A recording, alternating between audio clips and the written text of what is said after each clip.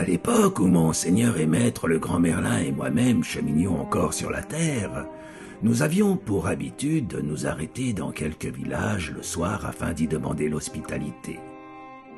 Ce soir-là, nous nous approchions d'une charmante bourgade où nous aperçûmes une maison qui nous paraissait accueillante.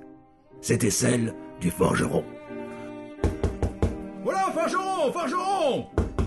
Voilà, forgeron, forgeron, ouvre-nous !» Oui, forgeron, serais-tu prêt à nous offrir le gîte et le couvert pour ce soir et cette nuit? Mais bien sûr, bien sûr! Oh, vous êtes le grand seigneur Merlin, entrez, entrez, entrez! Femme, femme, prépare-nous tes meilleurs mets! C'est le grand Merlin! Oh, mon seigneur Merlin, quel honneur pour nous! Oh, quel honneur! Allez, installez-vous, installez-vous! Nous nous installâmes autour de la table, là, juste à côté de la forge.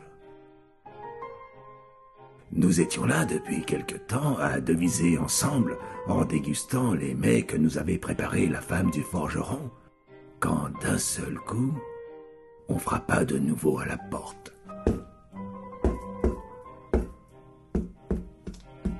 Le forgeron se leva et alla ouvrir. Et là, quelle ne fut pas sa surprise lorsqu'il découvrit juste derrière sa porte un vieillard tout ratatiné, tout recroquevillé sur lui-même.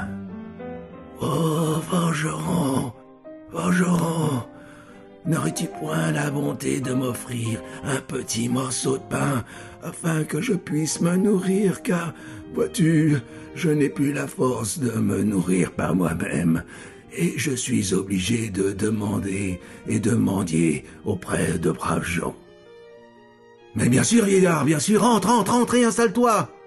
Le grand Merlin est avec nous, oh, regarde, il est là. » Je dois reconnaître que ce vieillard tout recroquevillé sur lui-même me toucha. Il avait sans doute travaillé toute sa vie, et la vieillesse arrivant, il ne pouvait plus subvenir par lui-même à ses propres besoins. Alors, je me tournai vers mon seigneur et maître le grand Merlin. « Oh, grand Merlin, ne pourriez-vous faire quelque chose pour ce pauvre vieillard et lui redonner un peu de vitalité afin qu'il puisse de nouveau se nourrir par lui-même ?» Tu as raison. Forgeron, allume-moi un feu bien bleu, bien jaune, bien rouge.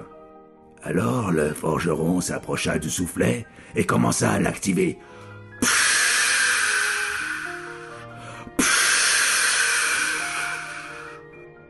Et très rapidement, au centre de sa forge, il alluma un feu bien bleu, bien jaune, bien